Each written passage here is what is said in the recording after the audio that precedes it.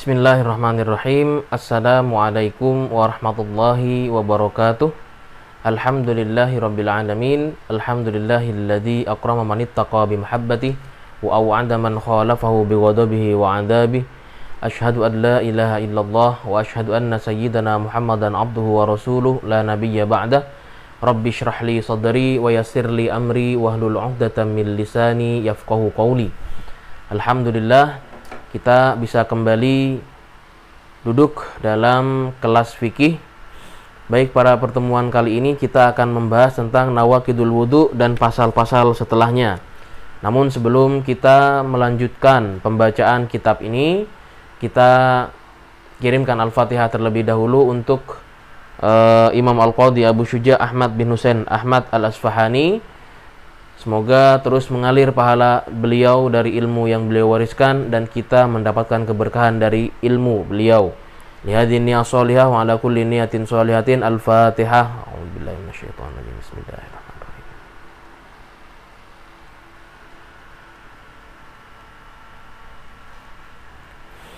Baik, kita bismillahirrahmanirrahim, kita akan baca faslun. Wa qala al-muallifu rahimahullahu ta'ala, faslun, walladzi yanqudul wudu'a sittatu asya'a, dan yang membatalkan wudu itu ada 6 perkara. Yang pertama, ma kharaja minas sabilaini, apa-apa yang keluar dari 2 jalur, baik itu bagian depan ataupun bagian belakang, kubul ataupun dubur, begitu ya. Ma kharaja minas sabilaini, baik itu berupa cairan atau berupa angin, maka itu membatalkan wudu. Baik itu berupa air ataupun berupa darah, maka itu membatalkan wudu. Apa yang menjadi landasannya? Yang menjadi landasannya adalah qaulullah ta'ala, au jaa ahadum minkum minal ghaiti, surah Al-Maidah ayat 6. Ai man kana qad ja'a min qada'il hajah, gitu ya, atau barang siapapun yang selesai dari qada'ul hajah, ya, maka dalam hal ini dia dianggap sebagai berhadas, sebagaimana dalam riwayat Bukhari dan Muslim dikatakan, an Abi Hurairah radhiyallahu anhu qala Rasulullah sallallahu alaihi wasallam, la yaqbalullahu sholata ahadikum idza ahdatsa hatta yatawaddaa, yang artinya Allah Subhanahu wa ta'ala tidak akan menerima sholat kalian apabila kalian berhadas sampai kalian selesai berwudu. Maka di antara syarat daripada sahnya sholat dalam hal ini adalah suci dari hadas dan juga suci dari najis. Maka kalau Anda berhadas, tidak diterima sholatnya, baik itu hadas besar ataupun hadas kecil. Yang kedua, wan naumu ala ghairi hayatil mutamakkin, ya, tidur dalam posisi yang tidak tetap, ya, tidak tetap. Maka ini juga berlandaskan dari riwayat Abu Daud wa ghairuhu an Ali radhiyallahu anhu qala, dikatakan di sini qala Rasulullah sallallahu alaihi wasallam, ya, wika usahi al ainani faman nama falyatawadda, ya. Wika itu artinya al-khaytul ladzi yarbutu bihi al-kisu wa ghairuhu. As-sih itu artinya dubur. Jadi kunci dari kunci dubur biar enggak buang angin, gitu maksudnya ya. Itu adalah mata, kedua mata. Jadi kalau tidur, kata Rasulullah, faman nama falyatawadda, barang siapa yang tertidur, ya, tertidur itu menutup mata, maka otomatis kunci duburnya itu terbuka, yang artinya sangat memungkinkan sekali bagi dia untuk buang angin. Nah, kalau sudah buang angin artinya apa? Artinya dia berhadas, gitu ya. Ini berangkat dari hadis Rasulullah sallallahu alaihi wasallam. Wal makna, dikatakan di sini, annal yaqdhata tahfadhu ma fi dakhilil insani minal khuruji, ya, bahwasanya dalam keadaan hidup, ya, keadaan tidak tidur, yaqdhah, gitu ya, tahfadhu ma fi dakhilil insan, menjaga apa-apa yang ada dalam tubuh manusia. orang kebelet kencing ketika sholat itu kadang-kadang bisa ditahan, atau mungkin dia membatalkan sholatnya terlebih dahulu baru kemudian buang air lalu mengulangi sholatnya. Itu orang yang sedang dalam terjaga, al-yaqdha itu dalam keadaan terjaga, begitu ya. Tahfadzu ma fi dakhilil insan, menjaga apa-apa yang ada di dalam tubuh manusia. Angin, ya, mau buang angin. Orang kalau terjaga itu namanya buang angin bisa dikontrol, begitu ya, bisa dikontrol. Tapi kalau orang sudah tertidur, matanya tertutup, entah itu buang angin ataupun apapun, itu bisa terbuka sendiri gitu ya, atau keluar sendiri begitu. Tip. Li'annahu yahussu bidzalika fa idza nama kana naumuhu madhannatan li khuruji syai'in minhu. Apabila seorang sudah tidur, ya, dijelaskan dalam hal ini dalam kitab At-Tadhhib fi adillati matnil ghayah wa takrib, ya. Dikatakan bahwasanya kalau orang sudah dalam posisi tertidur, maka tidurnya itu sangat memungkinkan sekali untuk terjadinya keluar angin, ya, dan lain sebagainya yang menimbulkan dia itu berhadas kecil. Jadi orang yang tidurnya memang sudah tidak posisi sempurna lagi. Artinya ya patokannya intinya adalah orang yang tidur tidur dalam posisi nyenyak, begitu ya. Yang tidurnya sudah terlelap, nyenyak tidurnya terlelap, ya sudah, itu membatalkan yang namanya wudu. Selanjutnya wazawalul aqli. Ya. Wazawalul aqli. Mana zawalul aqli ini? Ini nomor 3, ya, wazawalul aqli bisukrin au maradin, karena hilangnya akal karena mabuk ataupun karena sakit, begitu ya. Ya, terkait zawalul aqli bisukrin au maradin ini dikiaskan oleh para ulama kepada hadis tentang tidur tadi, ya, tentang tidur ghairu mutamakin tadi, yang intinya adalah akalnya memang sudah tidak hadir. Maka yang seperti ini, orang yang hilang akalnya karena mabuk ataupun sakit, ya, maka dalam hal ini dianggap juga dalam kondisi berhadas. Walam surrajulil mar'atal ajnabiyyata min ghairi haidin, dan laki-laki menyentuh wanita, ya, yang ajnabi tanpa penghalang. Wa masu farjil adami bibatinil kaf, dan menyentuh kemaluan manusia dengan telapak tangan, bibatinil kaf. Dalam hal ini ada riwayat dari Basrah binti Safwan radhiyallahu anha, anna Nabi sallallahu alaihi wasallam, ini dalam riwayat khamsah, ya, wa sahahu Tirmidzi, man massa dzakarahu fala yusalli hatta yatawadda, barang siapa yang menyentuh kemaluannya, fala yusalli hatta yatawadda, maka janganlah dia itu sholat sampai dia selesai berwudu.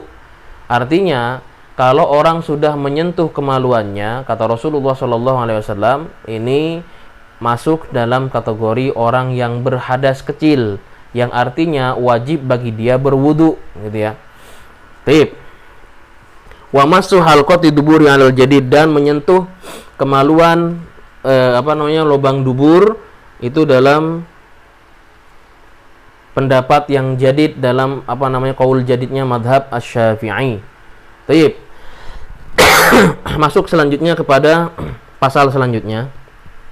Wa qala al-muallifu rahimahullahu taala, faslun walladzi yujibul ghusla sittatu asya'a, yang mewajibkan seorang untuk mandi, walladzi yujibul ghusla sittatu asya', penyebab mandi wajib itu, ya, mandi besar itu ada 6 perkara. Salasatun tashtariku fiha ar-rijalu wan nisa'u, 3 perkara adalah perkara yang di dalamnya ada urusan laki-laki dan perempuan, gitu ya. Wahia, yang pertama, iltiqaul khitanaini, ya. Iltiqau al-khitanaini, bertemunya 2 kemaluan, ya. Bertemunya 2 kemaluan artinya ya jima, gitu ya, hubungan jima. Dalam hal ini Dalam hal ini memang ya ada sebuah hadis riwayat Bukhari dan Muslim an Abi Hurairah yang diriwayatkan dari Abu Hurairah radhiyallahu anhu anin Nabi sallallahu alaihi wasallam qala, di mana Rasulullah sallallahu alaihi wasallam bersabda, "Idza jalasa baina sya'abiha al-arba' thumma jahadaha faqad wajaba alaihil ghusl." Apabila ya bertemu antara dua pojok begitu ya, dua tumpuan al-arba' empat tumpuan dalam badan manusia, ya intinya laki-laki dan perempuan, kemudian bertemu, faqad wajaba alaihil ghusl, kemudian telah diwajibkan baginya mandi besar. Wa fi riwayatin di Muslim wa illam yunzil, sekalipun dalam riwayat Muslim dikatakan sekalipun tidak keluar mani gitu ya. Intinya sudah melakukan hubungan jima. Kalau sudah melakukan hubungan jima iltiqaul khitanaini, sekalipun belum keluar mani, tetap wajib baginya mandi besar gitu ya.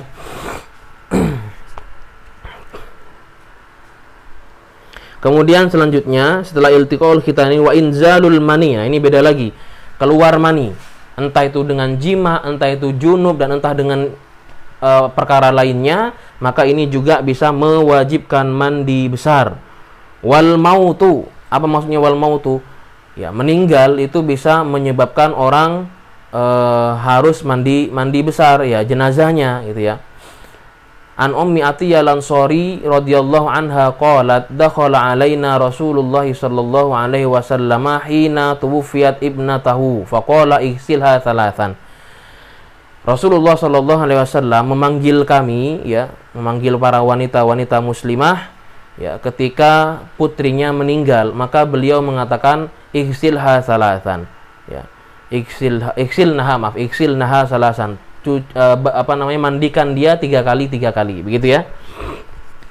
Nah, berangkat dari sini ya, orang yang meninggal juga dimandikan, maka mandinya itu mandi masuk seperti mandi besar gitu ya. Wa salasatun takhtassu bihan nisa, dan 3 perkara yang hanya dikhususkan bagi wanita. Apa itu? Al haid wan nisa wal wiladah. Ya, haid, kemudian nifas ya, atau wiladah. Wiladah itu artinya ya habis melahirkan. Mau melahirkan sesar ataupun melahirkan normal, dua-duanya wajib mandi besar. Ya, ini wajib hukumnya, bukan sunnah, wajib. Jadi kalau habis melahirkan ya, tapi tunggu dulu kondisinya, tunggu kondisi fit ya. Kalau orang sesar biasanya kan nunggu 24 jam. Nah, itu tunggu sampai dia fit, bisa bergerak. Kalau sudah bisa bergerak, maka wajib baginya mandi besar, namanya mandi wiladah gitu ya.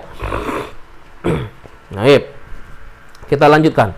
Faslun wa faraidul ghusli thalathatu asya'a, dan wajibnya mandi besar itu, rukun wajibnya itu ada 3 perkara saja. Yang pertama an-niyatu, yang pertama adalah niat ya.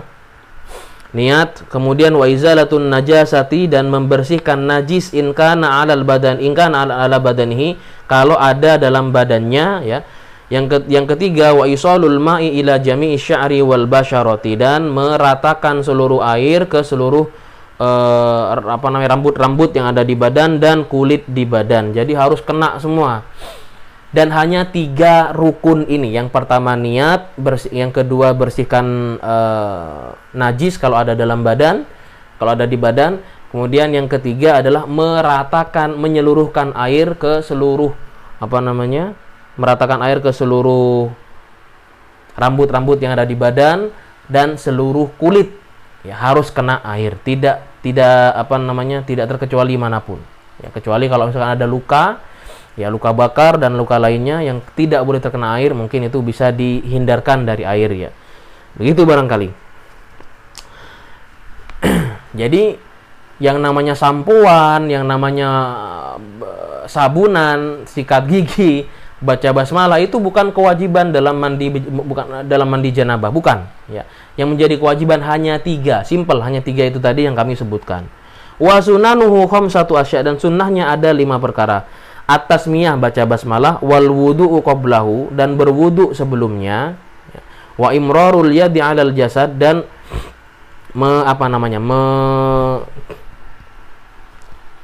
tangan itu membantu gitu ya, ketika meratakan air ya di dalam badan.